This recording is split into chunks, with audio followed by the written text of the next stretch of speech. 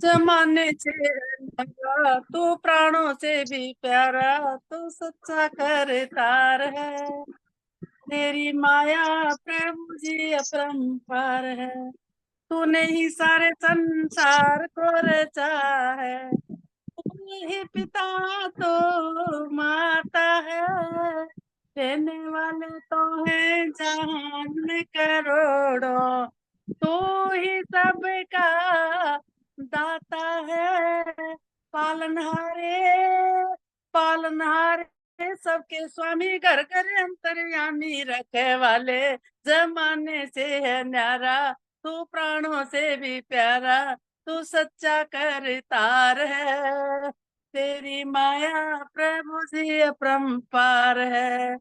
वेदों ने गाई प्रभु महिमा तुम्हारी। तेरी सबको टेक है। ना ही तू दूसरा, ना तीसरा, ना पांचवा। एक है तू, एक है। महिमा गावे महिमा गावे सब सन्यासियों का, प्यासी रखे वाले जमाने से है न्यारा। तू प्राणों से भी प्यारा, तू सच्चा करतार है। तेरी माया प्रभु जी अपरंपार है।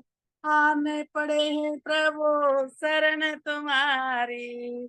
तेरी ही दुनिया छोड़ कर और किसी की हम चाह न करें क्यों। तुझसे नाता जोड़ कर, संकट होवे दूर हमारा, पाके पथिक प्यार तुम्हारा, रखे वाले जमाने से है न्यारा। तू प्राणों से भी प्यारा, तू सच्चा करतार है। तेरी माया प्रभु जी अपरंपार है। तेरी महिमा प्रभु जी अपरंपार है। ओ आइए डॉक्टर अनुपमा जी। और ठीक 40 मिनट का समय है। 8 बज करके 45 मिनट तक बोलना है आपको जी। ठीक है। जी, पौने 9 बजे तक जी। ठीक है। ओम श्री गुरुभ्यो नमः। आज जिस विषय पे हम बात कर रहे हैं वो विषय है कि हमारे जीवन का लक्ष्य हम क्या निर्धारित करते हैं। जो लक्ष्य हम सोचते हैं कि भाई हम ये बन जाते हैं, डॉक्टर बन जाते हैं, इंजीनियर बन जाते हैं, प्रोफेसर बन जाते हैं, या हम पॉलिटिक्स ज्वाइन करते हैं या बिजनेस ज्वाइन करते हैं, या हम राष्ट्रपति प्रधानमंत्री इस तरह के पद प्रतिष्ठा में करें, या हम कोई अध्यात्म की लाइन पकड़ लें और उसमें अपना जीवन व्यतीत करें। तो जीवन का जो लक्ष्य है वो हमारे अ, जीवन को निर्धारित करता है कि हमारा जो जीवन है वो अवसान है, माने नीचे की ओर जा रहा है, या वो ध्यान है, या ऊर्ध्वरेता है, वो ऊपर की तरफ जा रहा है। तो इस विषय को आरंभ करने से पहले हमें, जब ईश्वर ने उपनिषद में लिखा है एक वाक्य कि ईश्वर ने ईक्षण किया, ईक्षण माने चिंतन नहीं किया, ईक्षण किया, क्योंकि वो सच्चिदानंद स्वरूप है, सत चित आनंद सत्ता वाला है। तो उसने ईक्षण किया और सभी प्राणियों को आनंद, उस आनंद में, आनंद का अर्थ ये नहीं जो सुख है, भौतिक सुख है। आनंद होता है जो हमारी अंतरात्मा में होता है। जैसे हम अपने पुत्र को की कोई उपलब्धि देखकर प्रसन्न होते हैं, या अपने परिवार के किसी समारोह में हमें कुछ ऐसा उत्सव मना के, जब हम एक अंदर आंतरिक हमें एक आनंद का अनुभव होता है जिसको हम शब्दों में नहीं व्यक्त कर सकते, लेकिन हमें एक आनंद, एक संतुष्टि, एक हमें अनुभव हो रही होती है अपने अंदर। तो उसको हम कह सकते हैं। तो ईश्वर ने जब सृष्टि रचना की तो उन्होंने 1000 जोड़े बनाए और उसमें अग्नि को ज्ञान, वायु को यजुर्वेद कर्म, आदित्य और अंगिरा अंगिरा को अथर्ववेद विज्ञान और सामवेद भक्ति, आदित्य ऋषि को उनकी अंतरात्मा में उपदेश दिया। तो ईश्वर ने जो प्राणी मात्र के लिए संविधान रचा, उसमें ऋषि के मुख से चारों वेद कहे कि वही मनुष्य का संविधान होंगे। तो सबसे पहले जो कुछ हमने सुना, श्रवण किया अपने विद्वानों से, बड़ों से, आचार्यों से, वैदिक सन्यासियों से, कि सबसे पहले सृष्टि रचना में ऋषि बनाए गए और ऋषियों में अग्नि, वायु, आदित्य, अंगिरा को वेदों का उपदेश दिया। वेद के जो मंत्र हैं उसमें कोई भी मंत्र, हर मंत्र अलग अर्थ रखता है। गायत्री उसमें 6 बार आई है, लेकिन गायत्री मंत्र को हर बार नए परिप्रेक्ष्य में रखा गया है और उसका नया अर्थ निकल कर आता है। कोई अक्षर दूसरे अक्षर से अर्थ उसका अलग हो जाता है। तो इसलिए वेदों को कहा गया भी किसी मनुष्य बुद्धि की इतनी सामर्थ्य नहीं है कि वो ऐसी रचना कर सके, और वेदों को अपौरुषीय माना गया। तो मेरे मूल आप भी केंद्र में यही रखना कि हम चर्चा कर रहे हैं जीवन का लक्ष्य। तो जीवन का लक्ष्य सबसे बुद्धिमान व्यक्ति तय करता है हमारे जीवन का। अपने घर में भी हम सोचते हैं कि कौन सबसे बुद्धिमान है, उसी के पास जाकर बोले कि भाई हम ये बनना चाहते हैं या आप हमारी इस लक्ष्य में सहायता करो। हम समझदार व्यक्ति के पास जाते हैं, फिर हम किसी को गुरु के रूप में किसी का चुनाव करते हैं, कोई विद्वान जिसकी बुद्धि के हम प्रभावित होते हैं या बुद्धि हमें हमारे जीवन को प्रकाशित करने वाली होती है। तो हम उनके पास जाकर बोलते हैं कि आप बताइए हम अपने जीवन का लक्ष्य क्या निर्धारित करें। तो जो सर्वशक्तिवान, सर्वव्यापक, न्यायकारी, सर्वहितकारी जो परमात्मा है, सर्वरक्षक, तो सबसे ज्यादा बुद्धिमान तो परमात्मा ही हुआ। तो परमात्मा ने हमें कैसा बनाया था? ऋषि। और उन्होंने 4 ऋषियों को वेद बताए। तो पहले शब्द क्या हमें आया? ऋषि। मैं पहले भी चर्चा कर चुकी हूँ, पर एक बार पुनः इस विषय के लिए दोबारा से चर्चा करनी आवश्यक हो जाती है। ऋषि माने जो मंत्र दृष्टा हो, जो मंत्र का ऋषि होता है, जो देवता होता है, उस देवता को वो ऋषि अपने जीवन में अनुभव कर चुका होता है। मान लो उसने महामृत्युंजय मंत्र बोला या मंत्र बोला, तो उस मंत्र को साक्षात जीवन में अनुभव करके देखा। जैसे किसी ने योग पे कार्य किया, तो उस योग को जिसने अपने जीवन में पूरी तरह उतार लिया, उसका अनुभव उसको हो जाएगा कि योग से ये उपलब्धियां होती हैं। तो ऋषि हुए मंत्र दृष्टा, जिन्होंने मंत्र को साक्षात देख लिया। जैसे हम कोई बॉटल देख रहे हैं, जैसे मेरे हाथ में मान लो मेरे हाथ में ये चम्मच है और मैं आप इस चम्मच को देख पा रहे हैं। ऐसे ही ऋषि जो है वो साक्षात उन धर्मों को अपने सामने, उस मंत्र को देख लेते थे। दर्शनों की जब षट दर्शनों के ऋषि भी ये कहते हैं, आप उसी को सत्य मानो। ये दर्शन में जो कुछ हमने लिखा है आप उसको देख सकते हो, आप उसका अनुभव कर सकते हो जैसे भी देखते हैं। तो ये एक उपलब्धि होती है जीवन की। दूसरा ऋषि क्या होते थे? कृत धर्मा, मतलब वो इतने कर्तव्य परायण होते थे, अपने कर्तव्य की पूर्ति निष्काम भाव से करते थे। उदाहरण स्वरूप मान लो एक व्यक्ति ने लक्ष्य रखा कि मैं अपने पुत्र या पुत्री का विवाह करूंगी। अब विवाह हो गया तो कुछ दिन वो शांत है। अब उसकी नई कोई कामना नहीं है। वो कामना, नई कामना हो सकता है 2 दिन बाद आए, 3 दिन बाद आए, 10 दिन बाद आए, 15 दिन बाद आए, लेकिन 10-15 दिन वो निष्काम है। तो निष्काम होने से उसको जो सुख और आनंद का जो अनुभव होता है वो कर्तव्य परायणता में होता है कि हमने अपने कर्तव्य का पूरा पालन किया। जब कोई बूढ़ी स्त्री या कोई वृद्ध जब अपना जब देह अवसान उनका होने लगता है तो क्या कहा जाता है, भी आपने तो पोते पोतियों की भी विवाह कर दिया, पोते पोती भी देख ले, आपने सारे कर्तव्य पूर्ण किए हैं। इसलिए कई जगह तो ये भी है कि उनका जब अंतिम संस्कार होता है तो लोग ढोलकी बजाकर लेके जाते हैं। कर्तव्य परायणता की इतनी ज्यादा लोग मान्यता है।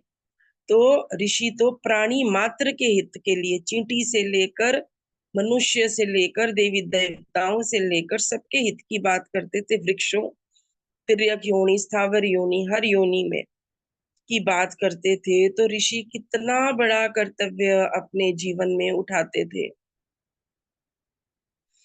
हम कोई एक छोटा लक्ष्य लेते हैं, अपने पुत्र को कोई इंजीनियर बनाना है, कुछ बनाना है, तो हम पड़ोसी के पुत्रों को थोड़ी देखते हैं। हमें सिर्फ अपना लक्ष्य अपने पुत्र की तरफ होता है। पड़ोसी का पुत्र चाहे कितना इंटेलिजेंट हो, चाहे हमसे ज्यादा, लेकिन हमारा ध्यान नहीं होता तो एक ही कर्तव्य पूर्ण करने में हमें जीवन लग जाता है। तो इससे आप तय कर सकते हैं जीवन का उद्यान है या अवसान है। दूसरी बात आती है, ये होगी ऋषि चर्चा। दूसरी बात आती है जिस पे हमें तय कर सकते हैं हमारे जीवन का अवसान है, उद्यान है, आर्याव्रत। हमारे देश का नाम था आर्याव्रत। आर्याव्रत मतलब जहाँ पे श्रेष्ठ लोग रहते थे, जिनकी श्रेष्ठ विचारधारा थी, जिन जो धार्मिक थे, जो धर्म का पालन करते थे, धर्म का अनुचरण करते थे और वेदों के अनुयायी थे। तो धर्म आचरण में जैसे धर्म के लक्षण हो गए, दया होगी, धर्म का लक्षण धैर्य होगा, धृति होगी, स्मृति हो गई। तो धर्म के लक्षण ये थे जिसमें मनुष्य को मानसिक और शारीरिक दोनों से शांति और आनंद की प्राप्ति हो, उसको कहा जाता है धर्म। जो संपूर्ण प्राणी मात्र को आपसे, आप जहां पर हो, आपसे सबको सुख मिले, आपसे सबको आनंद मिले। भारत का नाम था आर्यावर्त, जहाँ पे आर्य लोग रहते हैं, जो आर्य संस्कृति का परिचायक है, जहाँ श्रेष्ठ विचारधारा वाले लोग रहते हैं, जो सबके सर्वे भवन्तु सुखिनः सर्वे सन्तु निरामया सर्वे भद्राणि पश्यन्तु मा कश्चित् दुःख भाग्, जो सबके सुख की बात करते हैं और चारों तरफ भद्र ही देखते हैं। एक वेद का मंत्र है कि उसमें ऋषि ने लिखा है, अभ्यम मित्रात अभ्यम अमित्रात अभ्यम जाता अभ्यम परोक्षात अभ्यम नक्तम अभ्यम दिवा न सर्व आशम मित्रम भवन्तु। मतलब हम कितने ज्यादा भय निर्भय हो जाएं, अभ्यम मित्रात, मित्रों से भी हमें बहना रहे, अमित्रात से भी बहना रहे। जो जात है, जो परोक्ष है, परोक्ष मतलब 99 जो हम देख नहीं पाते, उससे भी हम अभय हो जाएं। दिन में भी अभय हो, रात्रि में भी अभय हो, जितनी भी दिशाएं हैं सब मेरी मित्र बने। तो इसको कहते हैं श्रेष्ठ विचार, ये आर्य विचार। इसमें ये नहीं होता भी आज उसने मेरे बेटे को कुछ कहा है तो कल देखना मैं कैसा सबक सिखाऊंगी या मैं कैसा सबक सिखाऊंगा, या उन्होंने गोली चलाई है तो हम हथियार या गोली चलाएंगे। ऐसी विचारधारा जो संपूर्ण प्राणी मात्र में, इसी विचारधारा के उद्बोधक रहे ऋषि पतंजलि ने लिखा अहिंसा। उन्होंने लिखा सत्य, अहिंसा। तो ऋषि ने ये थोड़ी कहा कि आप चोरी करिए, आप डकैती करिए, आप लोगों का धन माल लूट लीजिए, आप दूसरी उनको मार दीजिए, आप स्त्रियों को भोग की वस्तु समझिए, आप उनका शोषण करिए। कितने ऋषि हुए, कितने मुनि हुए, कितने तपस्वी हुए, कितने संत हुए, कितने साधु हुए। भारतवर्ष जो है वो इवोल्यूशन हुआ, एक एक पत्थर डाला गया, एक एक ईंट डाली गई भारत को भारत बनाने में। तो ऋषि पतंजलि लिख रहे हैं कि भाई अहिंसा का पालन करो, आप सत्य का पालन करो, अपरिग्रह का पालन करो, ब्रह्मचर्य का पालन करो, और आप किसका पालन करो? अस्तेय का पालन करो। आप शौच, संतोष, तप, स्वाध्याय, ईश्वर प्रणिधान का पालन करो। तो आप जीवन में श्रेष्ठ आचरण करो। और ऋषि पतंजलि ने यहाँ तक कह दिया कि किसी भी देश में आप इसका पालन कर सकते हो, किसी भी काल में आप इसका पालन कर सकते हो, किस देश काल समय, किसी भी समय आप इसका पालन कर सकते हो, और किसी भी जाति में आप इसका पालन कर सकते हो। और उपलब्धि उन्होंने बता दी कि समाधि लगेगी। समाधि मतलब निर्विचार वैश्वर्य, आध्यात्मिक आपको प्रसाद मिलेगा। एक ऐसी स्थिति आपको मिलेगी समाधि की, समाधान की, जीवन के। तो ऋषि पतंजलि ने ये हमें ये कहा। अब हम तीसरी बात, हमने बात की आर्यावर्त। तो हमारा कैसा कैसा स्वप्न थी, कैसी संस्कृति थी, किस उद्देश्य से ईश्वर ने हमारी संस्कृति बनाई होगी, इसके प्रमाण हमें वेद के मंत्रों से मिलते हैं। इसके प्रमाण हमें अग्नि, वायु, आदित्य, अंगिरा ऋषि से मिलते हैं। इसके प्रमाण हमें उन ऋषियों से मिलते हैं, ऋषि ब्रह्मा से ऋषि जैमिनी पर्यंत। षट दर्शनों के ऋषि से मिलते हैं, ब्राह्मण ग्रंथ, आरण्यक ग्रंथ, उपनिषद के ऋषि, ऋषिकाओं से हमें, इन सब का वचनों से हमें पता चलता है हमारे जीवन का उद्यान कहाँ निहित है, कहाँ ऊर्ध्व गति है, और हमारा लक्ष्य क्या होना चाहिए। तीसरा शब्द आ जाता है भारत। हमारे देश का नाम भारत, हमारी मातृभूमि है। एक, अगर आप इसको वैज्ञानिक भाषा में कहें तो माता जो होती है, माता जो होती है, माँ जो होती है, वो बहुत सी बातें सहजता में लेती है। जैसे 9 महीने वो गर्भ में संतान को रखती है, तो कोई माँ ये नहीं कहती कि मैंने बोझ ढोआ। हर माँ ये कहती है कि मैं माँ बनी, मैंने संतान उत्पन्न की। वो जो 9 महीने वो दर्द झेलती है, वो उसका कभी भी ऐसे नहीं करती कि मैंने इतना दुख दर्द झेला, मैंने बच्चे को जन्म दिया। तो माँ में जो एक अलौकिकता होती है, माँ में जो एक दिव्यता होती है, तो इसीलिए भारत को मातृभूमि कहा गया कि ये माँ माँ है हमारी। तो जैसे एक मंत्र भी है, माता भूमि पुत्र हम पृथ्वी व्याह। माता है भूमि हमारी, जो है माँ है। तो इसलिए भारत का भा, जो मैंने विद्वानों से सुना, भा मतलब ब्रह्म विद्या। जो ब्रह्म विद्या में रत रहते थे, ऐसे भारत देश के लोग ब्रह्म विद्या में रत रहते। ये तो हो गए ऋषियों की बात, ये हो गए हमारे ऋषि। तो ऋषियों को तो हम कहेंगे भी, ऋषियों का तो जन्म ही इसलिए हुआ है कि वो ब्रह्म विद्या में रत रहे। लेकिन हमारे राजा कैसे होते थे, किन लोगों ने हम पर शासन किया है? मर्यादा पुरुषोत्तम श्री रामचंद्र, धर्म संस्थापक योगेश्वर श्री कृष्ण चंद्र, माता रुक्मणी, माता सीता को तो आप जानते ही हैं। लेकिन मैं बात करूंगी एक ऐसे राजा, राजा अश्वपति। तो राजा अश्वपति के यहाँ कुछ सन्यासी आए। तो राजा अश्वपति ने कहा कि आप मेरे यहाँ भोजन ग्रहण करो। तो उस साधु ने कहा कि नहीं, पता नहीं आपका भोजन कितने लोगों को दुख देकर बना हुआ है, मैं यहाँ का भोजन नहीं ग्रहण कर सकता। तो राजा अश्वपति ने अपने नगर का जो परिचय दिया, वो ये दिया कि इस नगर में कोई चोरी नहीं करता है, कोई स्टैन नहीं है, कोई चोरी नहीं करता। इस नगर में सब अग्निहोत्र करते हैं, सभी, केवल आर्य समाज नहीं, सभी, केवल आर्य नहीं, सभी अग्निहोत्र करते। इस नगर में कोई भी स्त्री व्यभिचारिणी नहीं है, स्वैरिणी नहीं है। अगर माता ही स्वैरिणी नहीं है तो पुरुष कहाँ से व्यभिचारी हो जाएंगे? तो इस नगर में ना माता और ना पुरुष व्यभिचारी। इस नगर में कभी चोरी नहीं होती। इस नगर के लोग धार्मिक है। इस नगर के लोग जो है वो नित्य अग्निहोत्र करते हैं, धर्म का पालन करते हैं।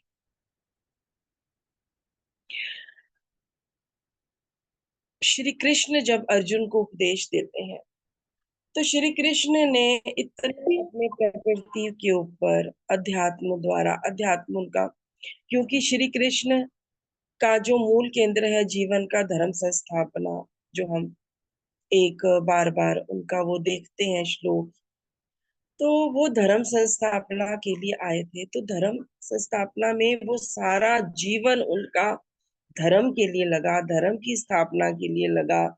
जहां भी अधार्मिक कृत्य हुए वहां श्री कृष्ण ने पहुंचकर उनको नीति से समझाया, फिर नीति से नहीं समझे, फिर भी श्री कृष्ण ने शस्त्र नहीं उठाए, अर्जुन को तैयार किया। तो जब अर्जुन को तैयार किया तो श्री कृष्ण अर्जुन को उपदेश में कहते हैं, क्योंकि वो कहते हैं कि जो व्यक्ति संयमी होता है, ऋषि पतंजलि कहते हैं कि उसको पूर्व जन्म का अपना बोध हो जाता है, कई जन्मों का बोध हो जाता है।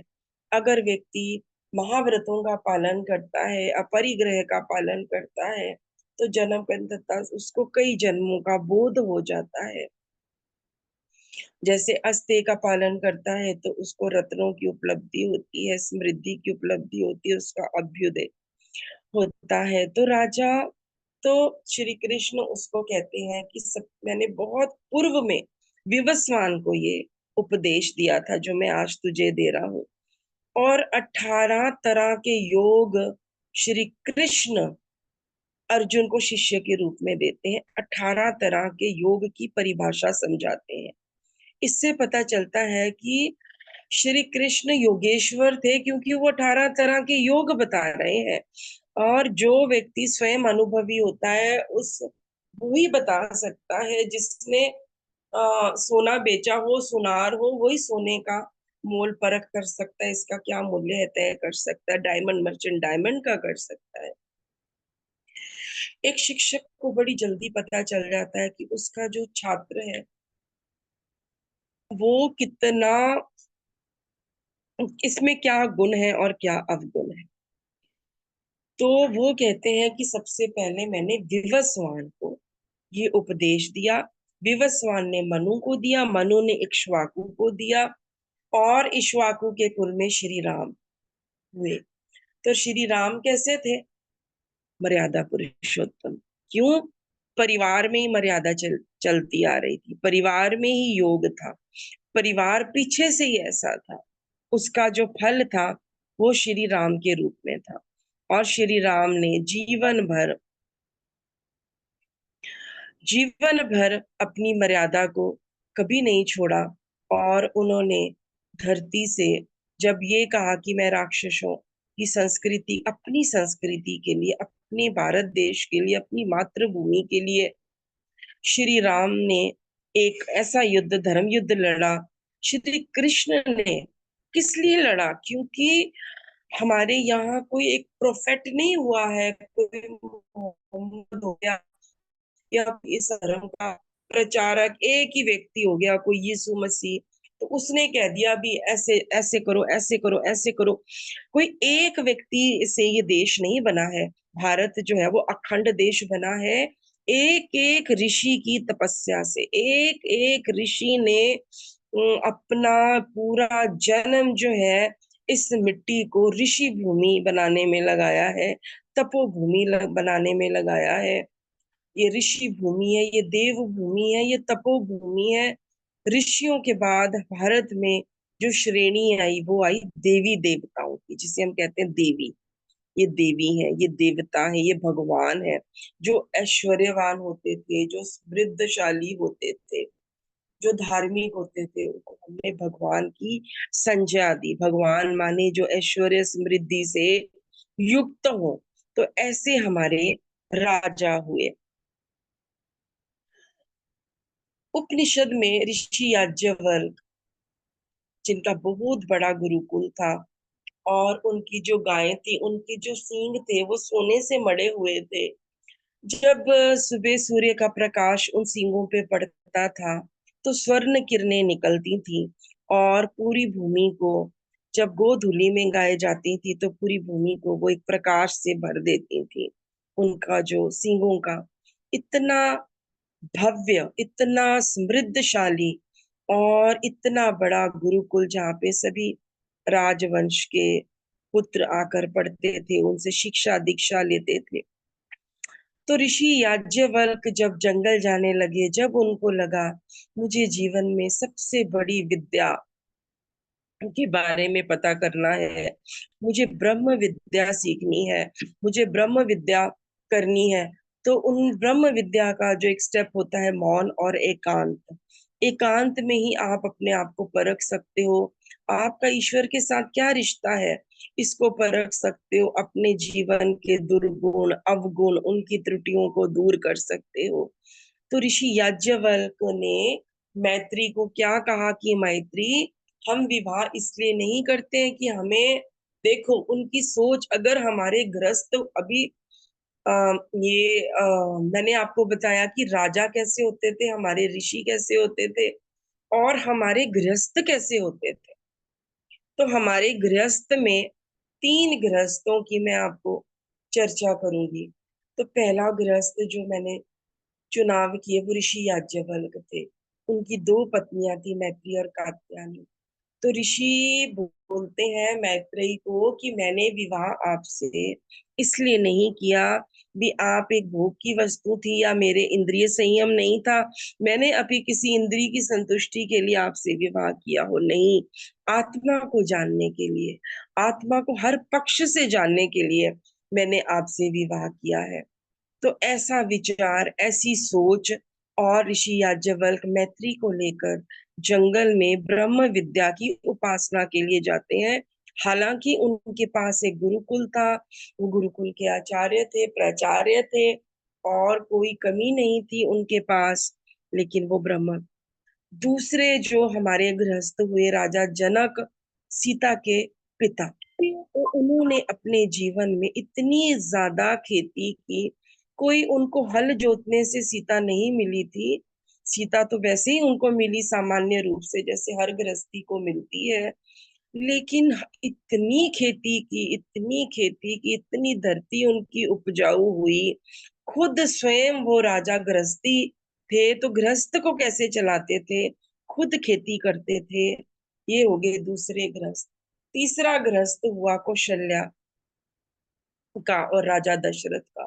तो ऐसा गृहस्थ उन्होंने किया होगा, अग्निहोत्र किया, यज्ञ किया, और यज्ञ शेष खाकर सभी ब्राह्मणों की, सभी प्राणी मात्र की उन्होंने यज्ञ के माध्यम से ऐसी सेवा की, क्योंकि राम ने भी, श्री राम जी ने भी अश्वमेध यज्ञ किए। तो कितनी याज्ञिक परंपरा रही दशरथ के कुल में। वो गृहस्थ थे लेकिन वो यज्ञ को नहीं छोड़ते थे, उन्होंने यज्ञ किया, और यज्ञ से उनको राम, जैसे कि राम को इतने वर्ष होने के बावजूद भी हम स्मरण रखते, हम तो स्मरण रखते हैं। ऋषि वाल्मीकि जब अपना परिचय देते हैं तो वो ये कहते हैं कि मैं ऋषि प्रचेता का 10वां पुत्र हूँ। माने जो ऋषि वाल्मीकि थे वो पहले से ऋषि थे, और वो ये कहते हैं मैं ऋषि प्रचेता का 10वां पुत्र हूँ। और शुद्ध संस्कृत में उन्होंने रामायण लिखी। एक तो रामचरितमानस है ना जो तुलसीदास जी ने लिखी, वो रामचरितमानस है, ये रामायण है जो ऋषि वाल्मीकि ने लिखी। और ऋषि वाल्मीकि भी उनकी गृहस्थ से कितने ज्यादा प्रभावित होंगे, कितने ज्यादा, कितनी प्रशंसनीय गृहस्थ होगी श्री राम की, कि श्री वाल्मीकि जी ने अगर अपने जीवन में कुछ लिखना चाहा तो राम की जीवनी लिखनी चाहिए, कि प्राणी मात्र का कल्याण राम की जीवनी से हो सकता है। अगर कोई गृहस्थ करे तो राम जैसा एक पत्नी व्रत, मन में भी एक पत्नी, तो उसको भी राम जैसी ही उपलब्धियां होंगी, राम जैसी ही प्राप्तियां होंगी। इसके बाद हम चर्चा करते हैं, अगर आप ये देख लो, राम के युग में केवट हुआ, तो जो छोटी नीच जातियां जिनको हम कहते हैं कि जो ज्यादा पढ़े लिखे नहीं थे, जो विद्याओं में नहीं थे, केवट भी आप देख लो कि जब श्री राम उसको सोने की अंगूठी देते, वो मना कर देता है, वो कहता है नहीं राम, नाव पर बैठे। तो इसका मतलब आज जो ये संस्कृति चल पड़ी है, धन कमाओ, धन का अर्जन करो, इतना धन मिलेगा। बच्चों ने पैकेजेस बनाए हैं कि हमें 90,000 मिल रहा है, हमें 1.5 लाख मिल रहा है। लेकिन आपका अवसान कहाँ से कहाँ हुआ है? ऋषि भी नहीं रहे, देवी देवता भी नहीं रहे, कहाँ पे आए? मनुष्य, मनुष्य बन गए। मनुष्य भी बने तो फिर ब्रह्म विद्या से भी कहाँ नीचे आए? ब्रह्म विद्या से भी भारत में रहते हुए भी हिंदुस्तान बन गया, अब हिंदुओं के लिए लड़ रहे हो। फिर कहाँ जीवन का अवसान हुआ? अवसान ये हुआ कि हमारा पैकेज 1.5 लाख का है, हमारा पैकेज 10 लाख का है बेटे का। वो केवट, केवट मना कर रहा है। श्री राम को पूरी लंका सौंप दी गई सोने की। श्री राम ने कहा नहीं, मैं अयोध्या अपनी मातृभूमि वापस जाऊंगा। तो क्या हम अपने भारत की, अपने देश की इस तरह से सेवा कर सके भी कोई हमें पैसे से, कोई पद से हमें खरीद ना सके, हमारे अंदर भी ऐसी अग्नि हो। और अगर आप ये कहो कि नहीं हम तो कर ही नहीं सकते हैं, तो फिर मैं आपको कथा सुनाती हूँ सत्यवान की। सत्यवान के पिता का पता नहीं था, उपनिषद की ही कथा है। सत्यवान की माता ने अनेक पुरुषों की सेवा की थी। देखो कहाँ जीवन का अवसान था उसके, कहाँ वो कितना नीच, मतलब कुल क्या नीच, माता को ऐसी अवस्था में देखना बच्चे के लिए कितने शर्म की बात है। लेकिन उसने भी अपने अंदर एक अंगारा जलाया और उसने कहा कि मैं ब्रह्म विद्या उपलब्ध कर सकता हूँ। इसका मतलब उसको भारत के गुरुओं पे कितनी आस्था रही होगी, कितनी आस्था से वो गुरुकुल की तरफ उसके कदम बढ़े होंगे। जब वो गुरुकुल गया तो गुरु ने जब पूछा, तो गुरु कितना आस्थावान था। अगर सत्यवान ने सत्य बोला और कहा कि मुझे मेरी माँ के नाम से जाना जाए, मैं जाबाला का पुत्र सत्यवान जाबाल हूँ, केवल एक सत्य बोलने के आधार पर गुरु ने ये नहीं सोचा इसका खून खराब है, कितना गंदा है, गुरुकुल को गंदा कर देगा। इसका मतलब ऋषि, उस गुरु का आत्मबल कितना ऊंचा होगा। उनको लगा कि मैं इसको बदल दूंगा, मैं इसको ब्रह्म विद्या दे सकता हूँ, ये इसको ब्रह्म विद्या के योग्य बना दूंगा। क्योंकि हमारे यहाँ योग्यता की ही है कि योग्य, योग्य बनना पड़ता है। योग्य कैसे बनना पड़ता है? श्री कृष्ण ने, अर्जुन ने जब अपने धनुष गांडी फेंक दिया और उन्होंने कहा कि मेरे को अब मेरे अंदर मोह उत्पन्न हो गया है, पहले तो मैंने जितनी लड़ाइयां लड़ी वो तो मुझे कोई अंतर नहीं पड़ा, पर अब अपने रिश्तेदारों को देखकर अगर मैं मतलब अपना राज्य हासिल भी कर लूंगा तो मुझे क्या उपलब्धि है? गांडीव रख दिया। तो श्री कृष्ण ने ये नहीं कहा कि नहीं नहीं अर्जुन कोई बात नहीं, तुम्हारी तरफ से मैं युद्ध लड़ लेता हूँ, तुम जाके विश्राम करो। उन्होंने कहा कि अर्जुन खड़ा तो तुम्हें ही होना पड़ेगा अपने लिए, और अर्जुन को उन्होंने खड़ा किया। इसी तरह ऋषि ने ये नहीं कहा कि सत्यवान आ जाओ आ जाओ आ जाओ, मैं आज ही तुम्हें ब्रह्म विद्या का रहस्य बता देता हूँ। उन्होंने कहा सत्यवान पुरुषार्थ करो, धर्म अर्थ काम मोक्ष, इसके लिए पुरुषार्थ करो। और 400 मरी गिरी गाय दी उसकी परीक्षा के लिए, जो दूध नहीं देती थी और मरने के कगार पे थी। और वो 400 गाय देकर कहा कि इनको 1,000 करके लाओ, और सत्यवान चल पड़े। तो सत्यवान भी तो हमारी आपकी तरह कोई मनुष्य ही रहे होंगे। उन्होंने भी तो एक संकल्प लिया और वो संकल्प उनको पता नहीं कितने जन्म लगे होंगे, क्या हुआ होगा क्या नहीं हुआ होगा, लेकिन आज वो उपनिषद के ऋषि की संज्ञा में है। सत्यवान के बिना कथा पूरी नहीं होती। नचिकेता जब अपने घर से चले, उनके पिताजी कितने क्रोधी थे।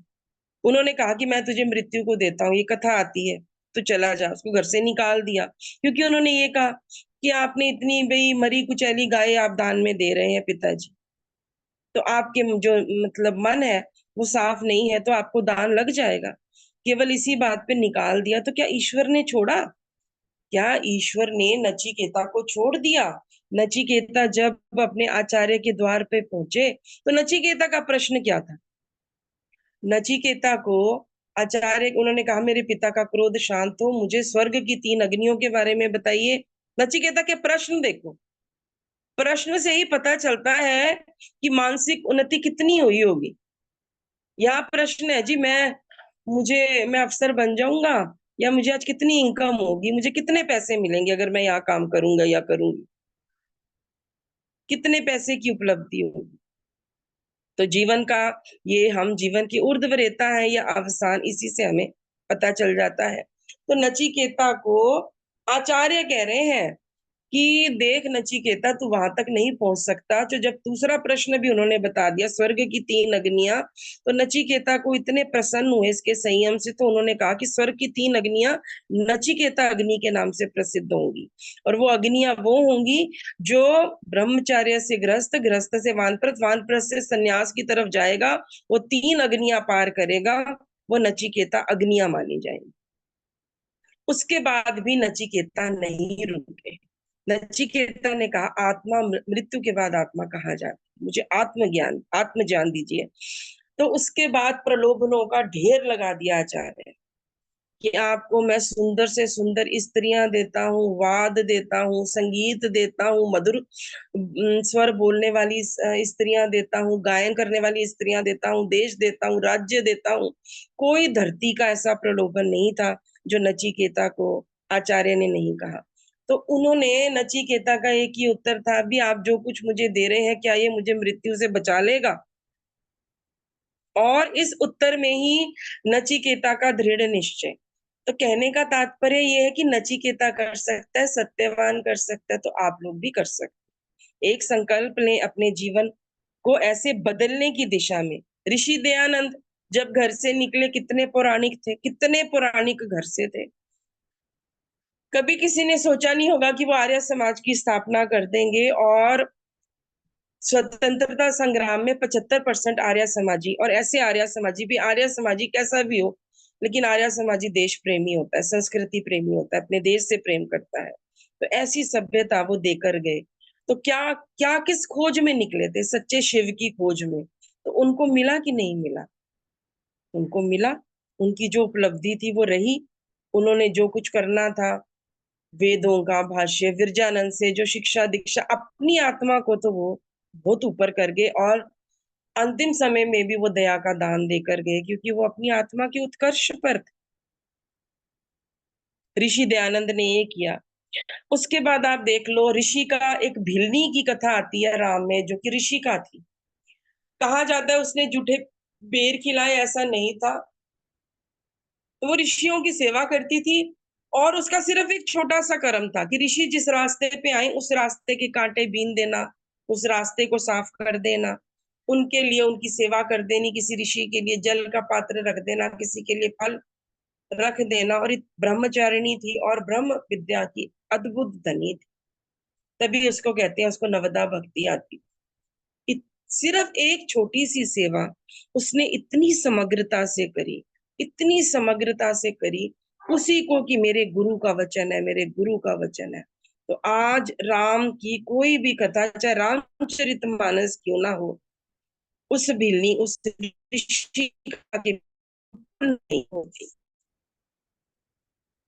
उसके बाद प्रहलाद आपके सामने है, ध्रुव आपके सामने है। अगर आप कहो कि राजा थे, ऋषि थे, बड़े होके, तो ध्रुव प्रहलाद तो बच्चे ही थे। गुरु गोविंद सिंह के जो 4 बच्चे थे, वो तो बच्चे ही थे, जिन्होंने देश धर्म संस्कृति के लिए मृत्यु के दंश को झेलकर अपना बलिदान दिया। तो वो छोटे ही बच्चे थे ना। तो उन्होंने भी अपने देश की संस्कृति को क्यों बचाते हैं लोग, इस मातृभूमि के लिए क्यों मरते हैं? क्योंकि तपोभूमि है, हम कृतज्ञ हैं, हम पे ऋण नहीं हम कह सकते, हमें ऋषियों से प्रेम है, हमें होना ही चाहिए, हमारे पूर्वज ऐसे हैं। भाई हमारे पूर्वज हैं, हमारे माता पिता हैं। अगर कहते हैं ऋषि संस्कृति समाप्त हो गई, अग्निहोत्र समाप्त हो गए, तो दुर्भिक्ष हो जाएगा।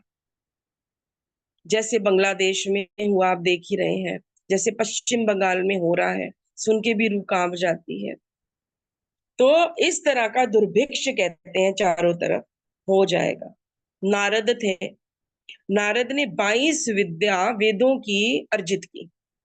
उसके बाद भी उनको उनको लगा कि अभी मेरे को अभी भी कमी है, मेरे मेरे अंदर से शौक नहीं जा रहा, केवल शौक नहीं जा रहा। हमारी तरह नहीं कि कोई बात नहीं, जिंदगी में सुख दुख हम नहीं रचे हैं, आते रहते हैं, सुख ये भी बीत जाएगा। ये आजकल बड़ा एक कॉमन डायलॉग हो गया, ये भी बीत जाएगा, सुख आया ये भी बीत जाएगा, दुख आ रहा है वो भी बीत जाएगा। ईश्वर का जो स्वरूप है वो सच्चिदानंद स्वरूप है। हमारे लिए दुख का कहीं कोई स्थान नहीं है।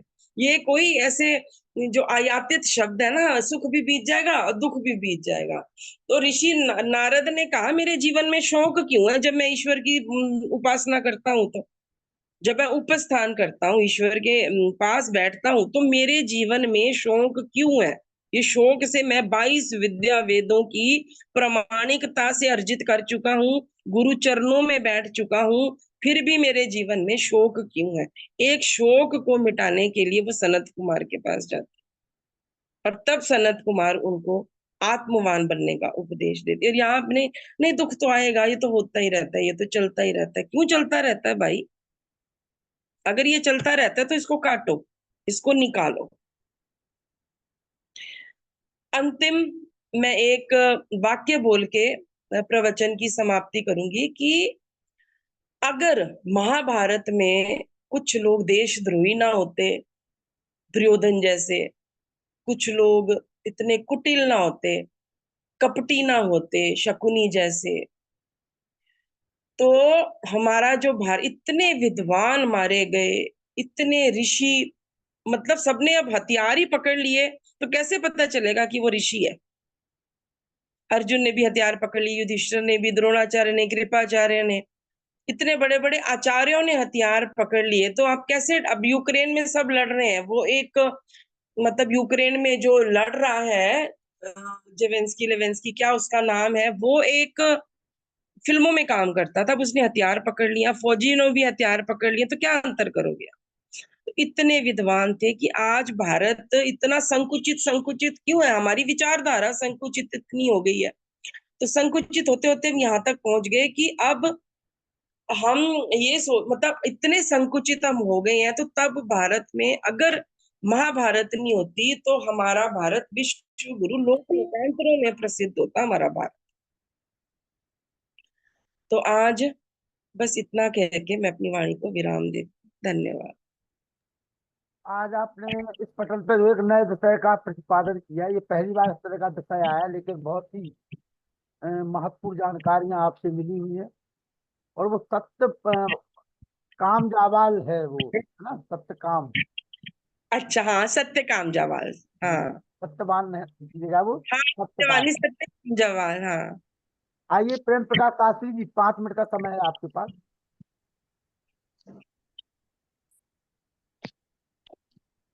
प्रेम प्रकाश शास्त्री जी।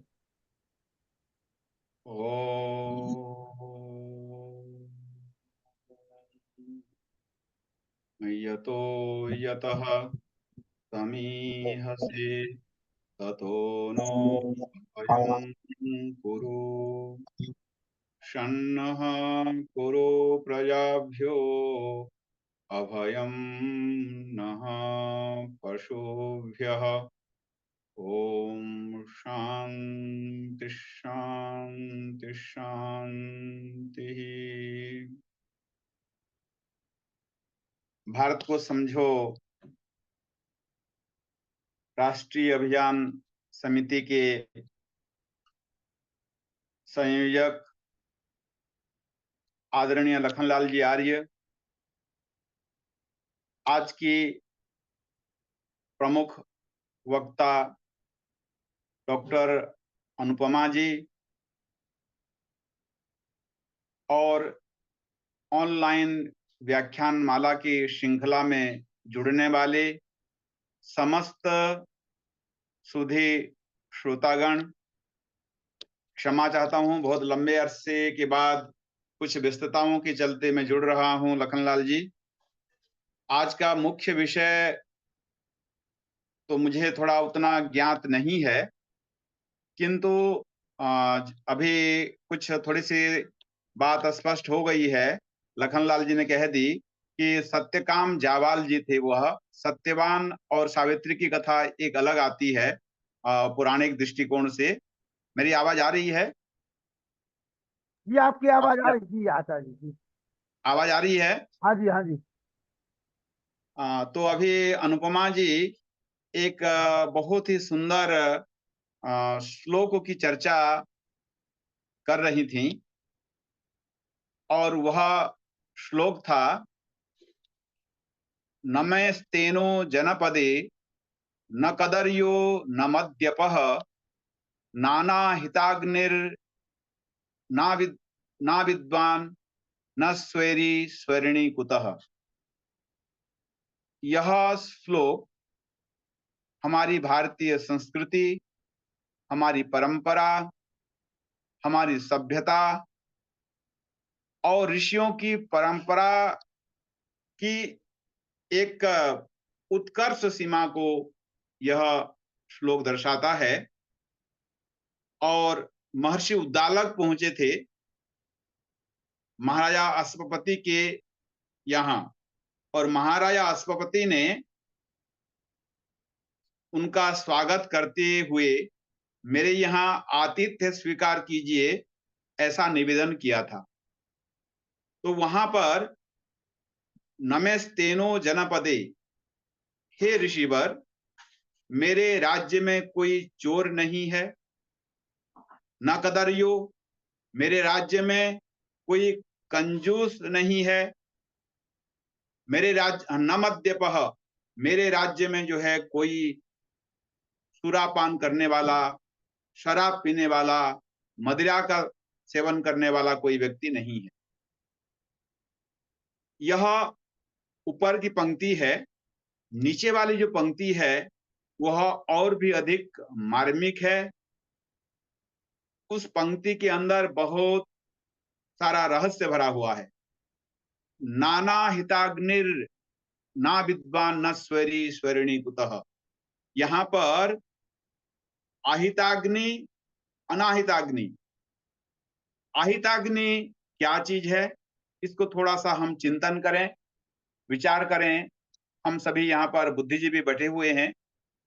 अहिताग्नि जिस सदगृहस्थ के घर में नित्य प्रति अग्निहोत्र करने वाले गृहस्थ के घर में, जैसा कि अभी हमारी मुख्य वक्ता अभी चर्चा कर रही थी, अलग अलग गृहस्थों की श्रेणी और प्रकार, तो अहिताग्नि वह कहलाती थी जिस सदगृहस्थ के घर में नित्य प्रति यज्ञ होता था, होम होता था, और वह आग बुझती नहीं थी।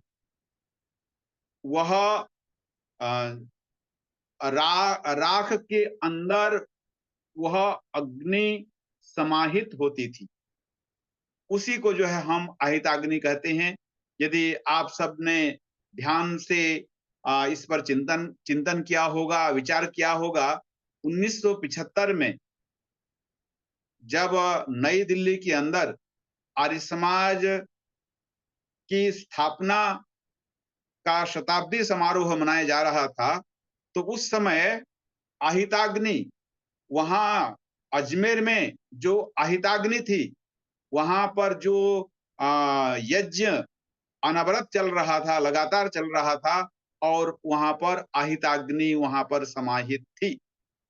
वहां से उस अहिताग्नि को, अग्नि को वहां बुलाया, वहां से मंगाया गया, और मंगाने के पश्चात यहाँ पर नई दिल्ली में 1975 में उसी अग्नि के द्वारा यज्ञ आरंभ करके आर्य समाज का जो स्थापना शताब्दी समारोह है वह आरंभ हुआ। तो अहिताग्नि, और आप थोड़ा और देखें, चिंतन करें।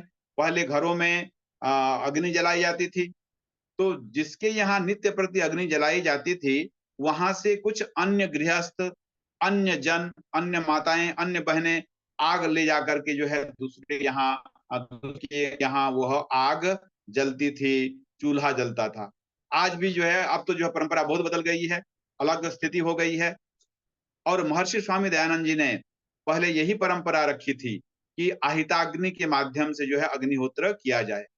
कालांतर में महर्षि ने देखा कि यह जो है देश, काल और परिस्थिति के अनुसार संभव नहीं है, तब उन्होंने उसका विकल्प दिया। पंचयज्ञ महाविधि में उसका विकल्प क्या दिया कि हम दीपक जला करके पुनः हम अग्निहोत्र आरंभ कर सकते हैं। तो ये वहां उस समय जो यहाँ राजा अश्वपति कह रहे हैं, नाना हिताग्नि, मेरे राज्य में, मेरे पूरे प्रदेश में ऐसा कोई सद्गृहस्थ नहीं है, ऐसा कोई व्यक्ति नहीं है जो अहिताग्नि न हो, जिसके यहाँ नित्य प्रति यज्ञ न होता हो, नित्य प्रति अग्निहोत्र न होता हो। तो ये उस समय महाराजा अश्वपति ने डिंडिम घोष किया था। तो ये हमारी उज्जवल संस्कृति का एक पक्ष है, हमारी परंपरा का और ऋषि परंपरा का, जो अभी जैसा कि हमारी मुख्य वक्ता कह रही थी, तो वास्तव में यह अहिताग्नि है जो घरों में नित्य प्रति जो है लोग उसको आरंभ करते थे यज्ञ के माध्यम से, और उस यज्ञ का, उस अग्नि का अंश दूसरे अग्निहोत्र करने वाले लेके जाते थे। तो लखनलाल जी, मैं अपनी बात को समाप्त करूं या कुछ समय है?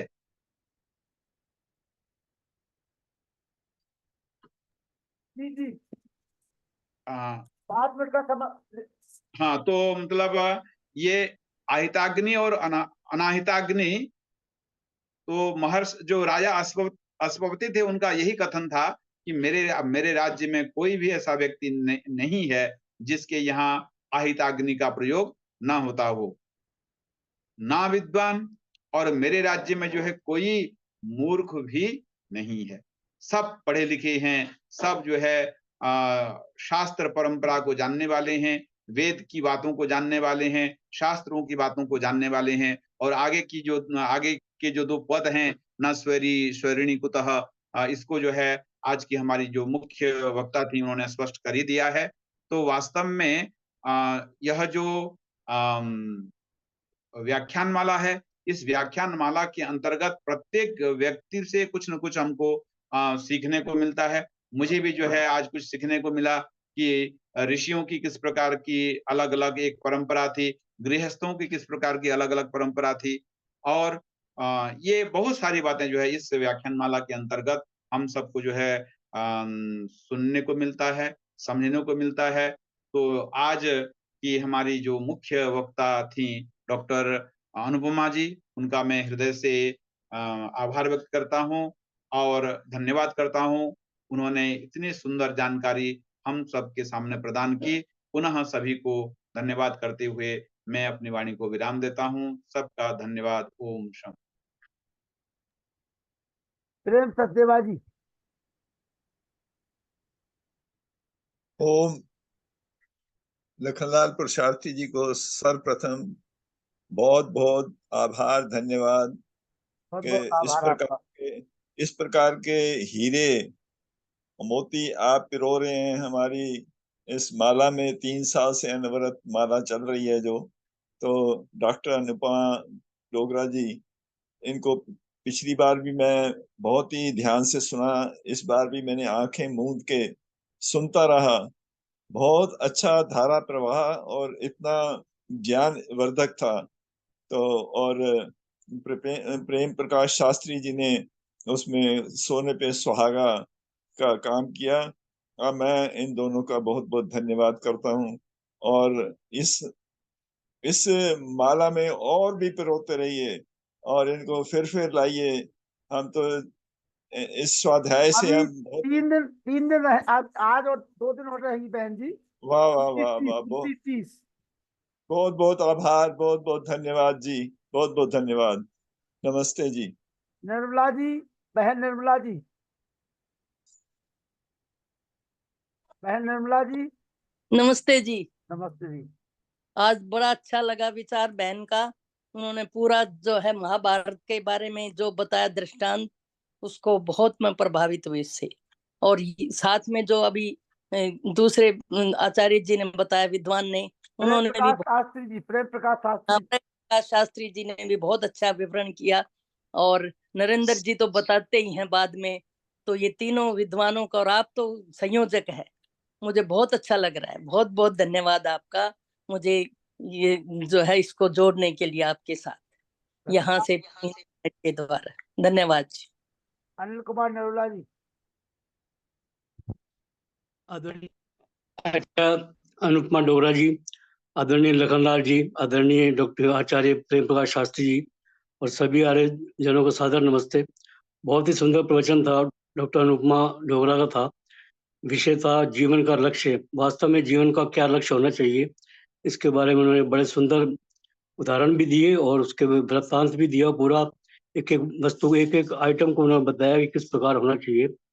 और उसके बारे में इन्होंने बताया कि जैसे जो धर्म के 10 लक्षण हैं, उनमें इन्होंने चर्चा की कि धैर्य होता है, क्षमा, दम, अस्तेय, शौच, इंद्रिय निग्रह, बुद्धि, विद्या, अक्रोध, सत्य, इन सब के बारे में बड़ा अच्छा समझाया। तो मुझे याद है कि आज से 2 सप्ताह पहले जब डॉक्टर अनुपमा जी आई थी, तब भी इन्होंने बड़ा जीवनोपयोगी प्रवचन दिया था। विषय तब था कि जीवन में हताश ना हो, और हताश ना हो के साथ ये भी इन्होंने बताया था कि आपको जो है प्रत्येक मनुष्य को कोई ना कोई चमत्कारिक कार्य करना चाहिए।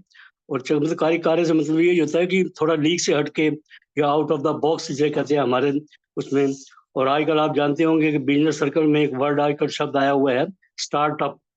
तो स्टार्टअप टाइप का क्या है कि स्टार्टअप की परिभाषा में मुख्य रूप से ये आता है कि आप पहले किसी समस्या को पहचानें या किसी आवश्यकता को पहचानें और फिर उसका निदान ढूंढें, तो वो स्टार्टअप होता है। इसी प्रकार आध्यात्मिक क्षेत्र में भी एक स्टार्टअप और आउट ऑफ द बॉक्स हमें कोई नई विचारधारा को उत्पन्न करे या नया विचार उत्पन्न करे, उसके बारे में किया जा सकता है। और डॉक्टर अनुपमा का जो प्रवचन है उस बारे में उसी दिशा में हमें लेके जाता है कि हमें कुछ ना कुछ जीवन में नवीन कार्य जरूर करना चाहिए। और वास्तव में अब आगे अभी 2 दिन और हैं, तो हम आशा करेंगे कि और जीवन से अपने जीवन को हम कैसे उन्नत बनाएं, कैसे अच्छा बनाएं, इसके बारे में और हमें पता चलेगा और बताया जाएगा।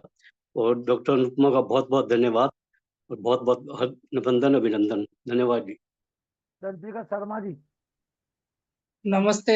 नमस्ते लखनलाल जी, बहुत नमस्ते। बहुत धन्यवाद, आपने समय दिया। देखो, एक जो अभी इस समय की जो जो प्रमुख समस्या है, नीचे चलो, आ रहा हूँ। तो ये जो हमारे पास छत्र बल की जो कमी है, उसके लिए वेदों में जो मंत्र हैं, अथर्ववेद विशेष रूप से, और जिसमें गायत्री मंत्र के बारे में आज सुना है कि गायत्री मंत्र से हम कामधेनु की तरह जैसे अपनी इच्छा पूर्ति कर सकते हैं, वैसे ही रक्षा भी कर सकते हैं। और एक छोटा सा मैंने व्याख्यान ये पढ़ा कि बलराम जी ने एक तिनका उठा के उसको अभिमंत्रित करके और किसी शत्रु का उन्होंने उस समय संहार कर दिया। तो आज हमें जो जो हमारे ऐसे शत्रु जो अखबार पढ़े नित्य, तो कोई ना कोई ऐसी खबर आती है बेटियों के साथ अत्याचार हो रहे हैं, इनको, इनकी दुष्टों को अब राजसत्ता तो कुछ कर नहीं रही है, वो तो कानून में गवाहों में अटक रही है। तो ऐसे वीर चाहिए जो हमें देश को रक्षा से इनसे बचा सके, दुष्टों से। इसके ऊपर हमें गहन विचार करके और जल्दी से जल्दी इस कार्य को करना है। तो सारे ब्राह्मण हैं आप लोग, वेदों को पढ़ने वाले हैं, मेरे से ज्यादा पढ़े हुए हैं, तो ऐसा कोई उपाय देखें जिससे हमारा छत्र बल के अंदर बढ़ोतरी हो। मैंने कमेंट लिखा छोटा सा, उसको पढ़ लें सब। धन्यवाद आइए समय प्रेम देने के प्रकाश लिए, शर्मा मेरी जी, बात सुनिए। शांति पाठ।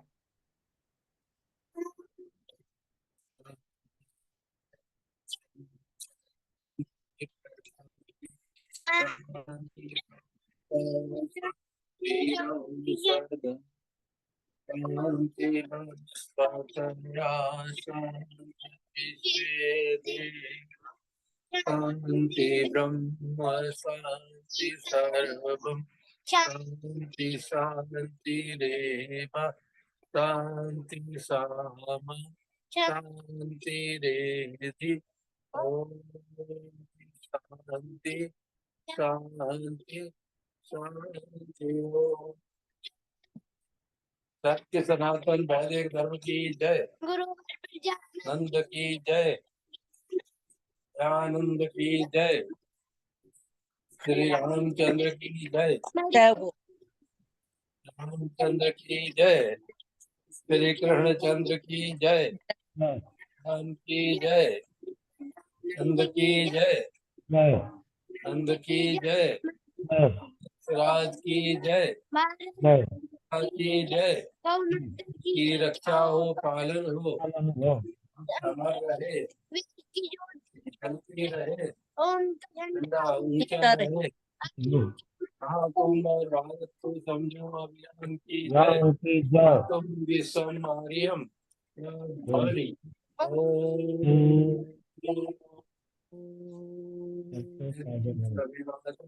सबको नमस्ते जी।